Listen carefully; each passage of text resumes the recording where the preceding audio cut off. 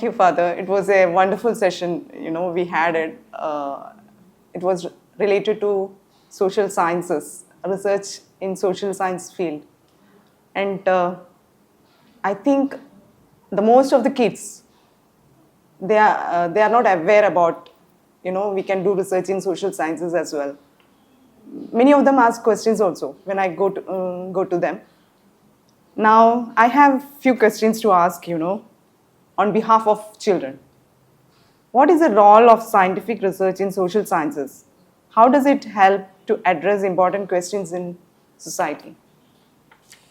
Good question. That's a very fundamental question. As a social scientist, one is engaged in thinking about or reflecting on what could be the possible changes.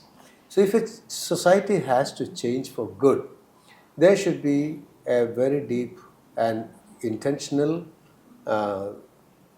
kind of intervention of social scientists.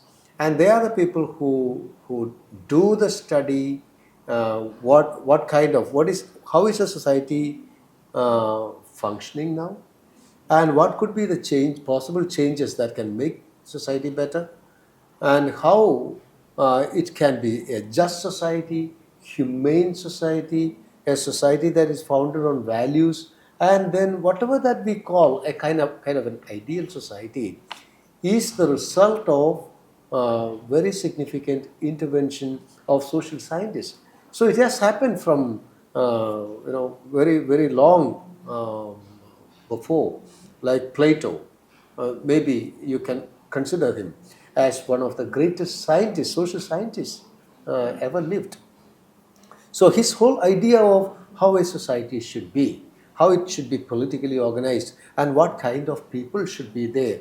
And he said there should be artisans who would be creatively working, and there should be the protectors of society. So he assigned roles to people, and people are also oriented to that. And he said, to a balanced society, we should have all these kinds of people, and they should also play their roles.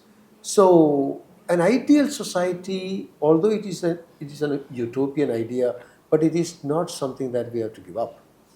We have to strive for that. And for that, it is so significant that the social sciences, social scientists are seriously engaging in their studies and to make society always better and better. And then they will find the problems each day as the society, as any society evolves, there will be problems. And then we have to direct, we have to show the path.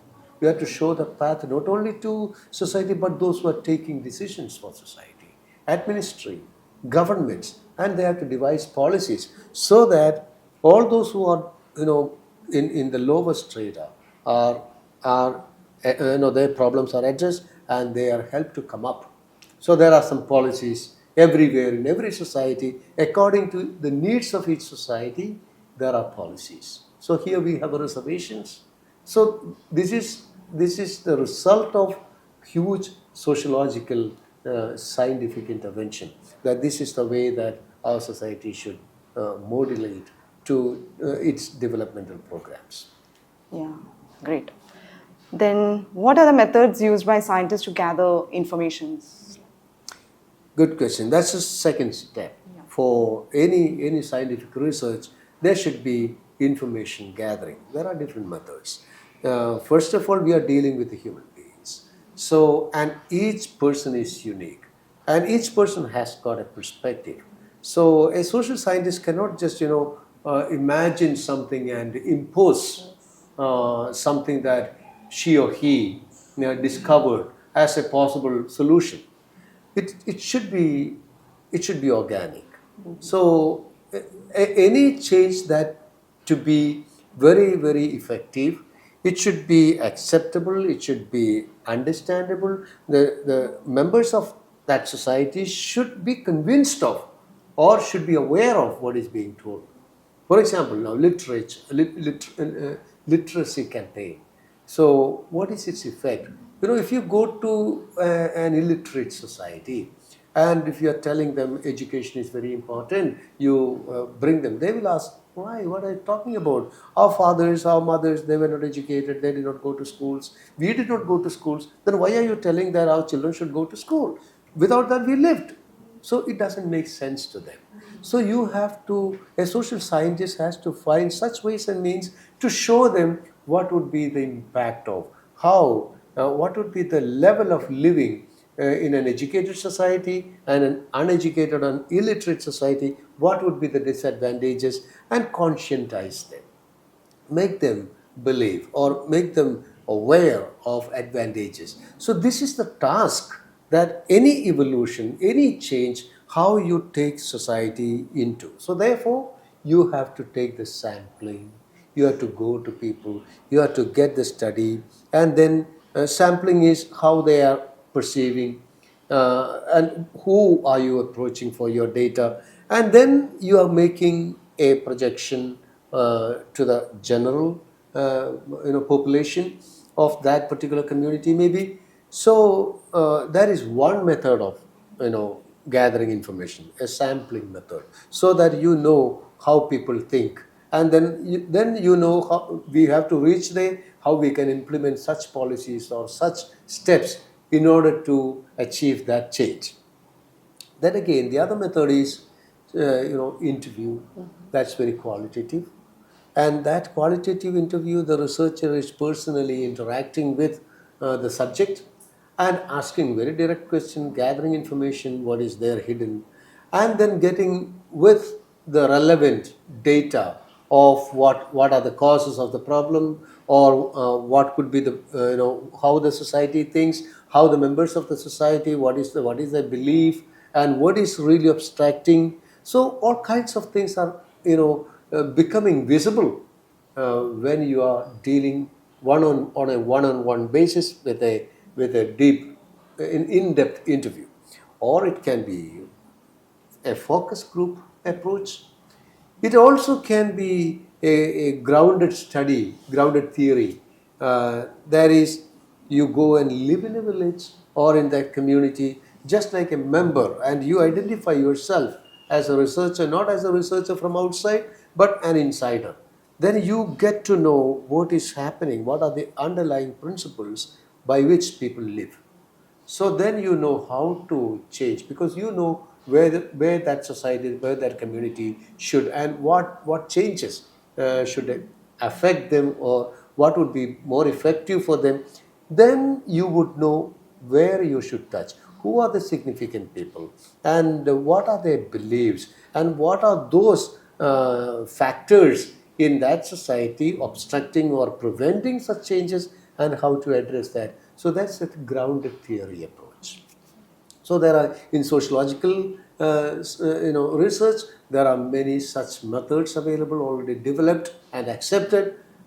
So you have to choose an appropriate method that would be very much effective for the study that you are taking up. Yeah, you mentioned some qualitative approach towards this. Quantitative or qualitative. You were speaking about grounded theory. All these comes under qualitative, right? Qualitative. Yeah. Okay. Yeah. So how will be the sampling? How we are supposed to take the sampling? No, there actually it is not really sampling.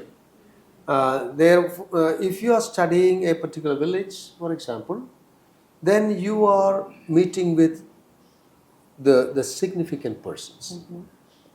That is one way.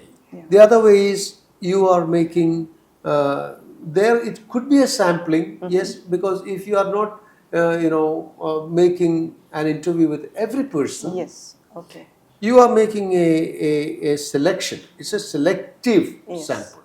And that selection is based on what you have to define that criterion. Yeah. It could be based on perhaps the most affected people, mm-hmm. or it can be based on some gender, mm-hmm. It can be based on any parameter that you think appropriate for your study.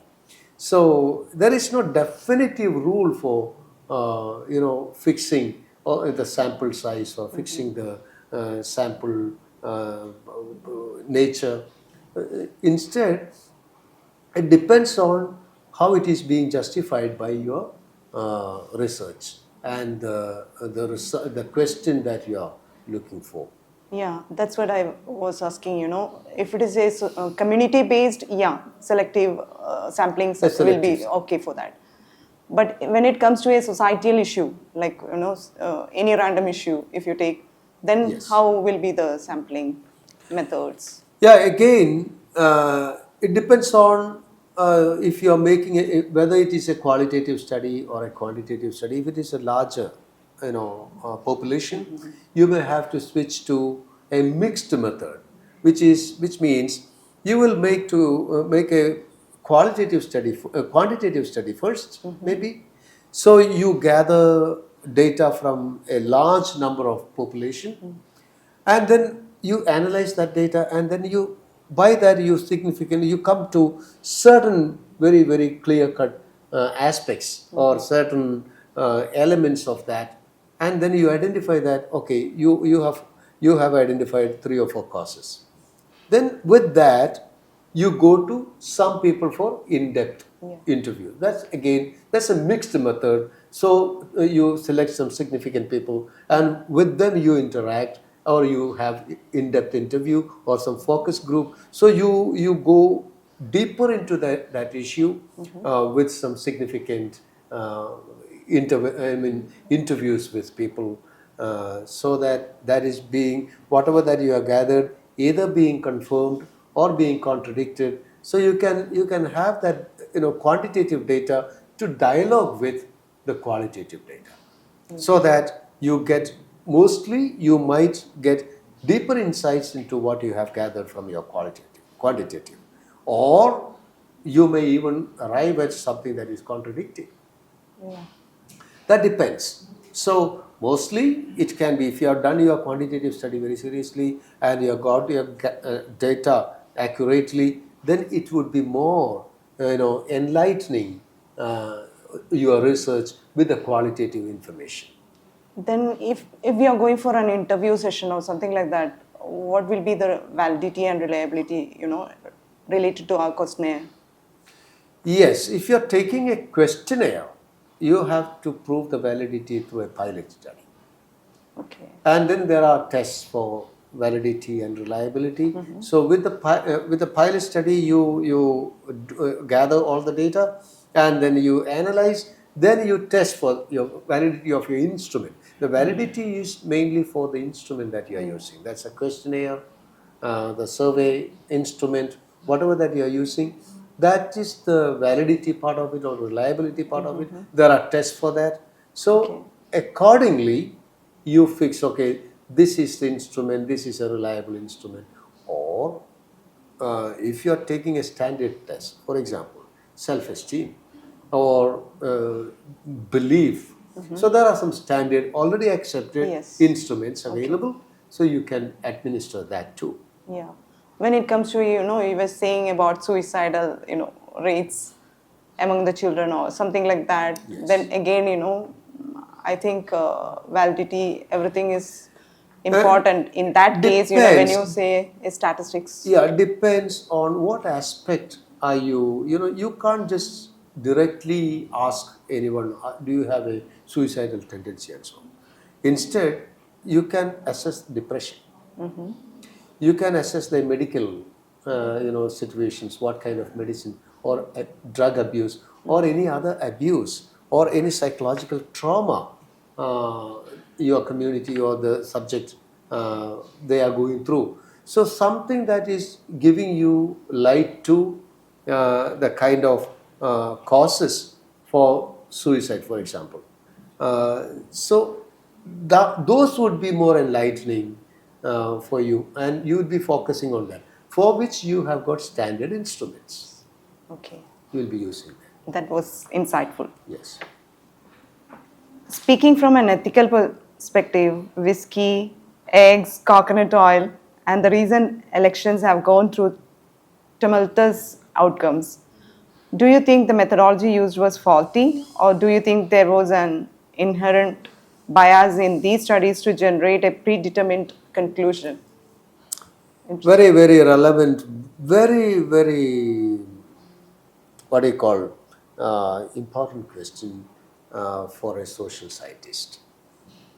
Unfortunately, now what we see as surveys, as research, as results, and so on, uh, tend to give us an impression that this is how it is done. But the fact is, mostly all these projected things are fake. I can just give you an example. Research says coconut oil is causing cholesterol. And there has been such a campaign at one point of time in our society that coconut oil is so bad. And then people switch to palm oil and all other vegetable oil, even some other, artificially made oil and so on, and imported oil, and it became the cooking oil. While we have abundantly, the society all were using coconut oil abundantly here, and it was available abundantly. What happened to the coconut oil market and cultivation? The coconut farmers all were really, the market went down, and there is no price for, no takers for coconut, and coconut oil market has completely crumbled. But later, again, now of recent, the research says the opposite. So coconut oil is the best. It is the best for human life. It is even better than olive oil, which is considered some at the top. So it is better than that, and it is better for everything. It is not only for cooking; it is for applying to all kinds of usages. Coconut oil is considered the best. The research says that. Now, what is research then? As a social scientist, one is simply, not just surprised, confused. What is this? As a social scientist, then you ask why this phenomenon happens, who are the promoters, and how it is being promoted in society, how these campaigns are being made believe in society, and what are the media used, and what are the mechanisms, and you expose such things and make people aware that don't just go by all these campaign stuff. There are intentional campaigns like that to misinterpret facts and fake things for the truth. So that is a critical awareness that society has to be developed. We have to develop society with that critical awareness, and making any member of society capable of asking that critical question: is that so? Is it true? What's the evidence? And what research? Where did you do that? And who says it? And what for? Such critical questions, if society is enabled to ask, empowered to ask, then they will find out the truth. They will not just go by someone said so it should be true. And no theory is made acceptable because it is said by someone. The authority is not by that someone. The authority is by empirical evidence. That is science.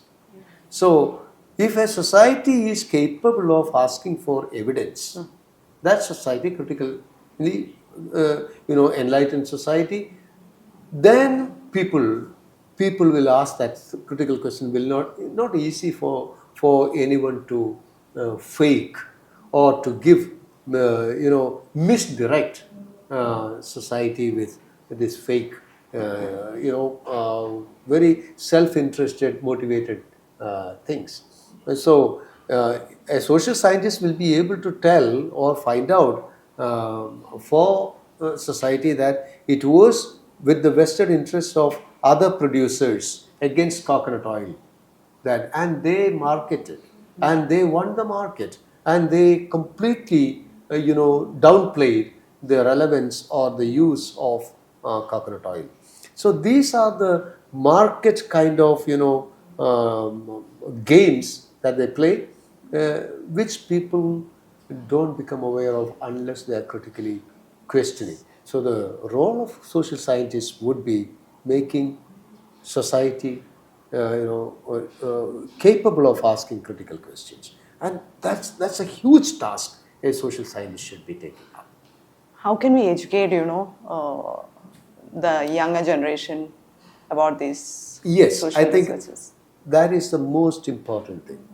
Who should be now, educated to ask such questions? They are the younger generation. They should not be just, going by the sway. They should not be, anything that is making them unaware of the critical aspects. That is not education. So proper education, proper critical sense, and then every individual has the power to ask questions, and that is democracy. And then that democratic power is to be enhanced, and that is the role of any educator or any social worker or social scientist, that the system has got its power if it is well executed or well managed. It also has the destructive power when it is abused. That's what is happening when democracy is being hijacked by some campaigners. Then all democracy is gone. People are made believe that this is truth, which is not true. Now, slowly, but it takes time, slowly people are becoming aware of the truth, that they are being fooled and they were being faked. So, which is very painful, not only painful, costly. By that time, they have been looted, they have been taken advantage, exploited, and whatever that they had been lost. So to regain it, it takes again time. So very, very critical social scientist intervention. That role is to be always enhanced, and that is through education. And the younger generation is the prime target of such social intervention. And I suppose any researcher today has to focus on the younger generation, and they have to be trained in creating such a critically oriented or critically minded society. Yeah. As a founding member of GYRA, what will be our role, to develop such a social scientist? Yes, there are two things that we can do. On the one hand, we can conscientize or we can encourage students to get involved with the social, cultural problems around them. Every society has got its problems. A solution that was effective in one society may not be effective in another society. One culture may not be effective in another culture. So each culture is quite unique, as every individual is unique. So the solutions to the problems also should be very unique. So that kind of an awareness that we can't just copy something from others and develop our society, that's a misconception. So one primary goal is to make children, our target group, aware of problems around them, and as scientists, and they have to respond, they have to engage, they have to get immersed in such questions. Why it is so? Why it is not so? Such critical questions. That's one aspect. The other aspect is we have to gather, on the other hand, those like-minded people who are able to, come together and devote themselves for causes like this, to develop younger generation. That also simultaneously we have to encourage both, and then develop, on the one hand, people who are helping children or the younger generation to get involved with research problems, and on the other hand, a community of children and who are around them, like parents and teachers, who are deeply engaged in problems and solving problems or questions like that, and in a very scientific manner. That's very, very important. It is not an emotional thing. It is not something that, they have to, quite emotionally getting involved. Instead, there should be a scientific way. And step by step, they have to follow that methodology very, very systematically, then come out with solutions with evidence. This is our evidence, this is what we have studied, this is our data, this is the data, this is what the data says, and therefore, this is the possible solution. So that is the role of GYRA, or that is what we have to do. We are striving to do. Great, great. What is your message for school principals across India? How do you want to see GYRA evolve in the coming years? Great dream. It's a great dream. I want the schools, school leadership of schools, to have a responsible memorandum of understanding with GYRA, because it should be very official. It's not just someone thought it is wonderful, so therefore we are. It is not led by one's personal interest. Instead, it is a responsibility. If the institution is committed, then no matter if the principal is changed, the headmistress or headmaster is changed, the institution continues with that commitment. So I think my message to the principals is, it is not their personal thing, it is the institutional and societal responsibility. So as a result, they have to act on behalf of society, on behalf of the institution, and it should continue beyond them after them. So therefore, principals should be mindful that it's an ongoing thing, and it should not just end with their term. And I would, if you ask my dream is every school should become a research school. A research school where students are engaged in, not in just, learning in a rote way of, memorizing and, reproducing. Instead, they are engaging in scientific research and bringing out solutions around them. Whatever the problems, they are the problem solvers. And students are the problem solvers rather than problem makers. Yeah. So this is the kind of vision that I would like to share. Thank you. What would be your message for our young GYRA minds? One last question. Wonderful. Young GYRA minds, I am always excited for them. And they are the future. And today, what they imagine would be tomorrow's future. So, direct your mind to such things that what can you do for others? How can you make our society better? And how can we make our world a better place to live? What would be my contribution to that? So that should be a personal question that every GYRA scholar should be asking.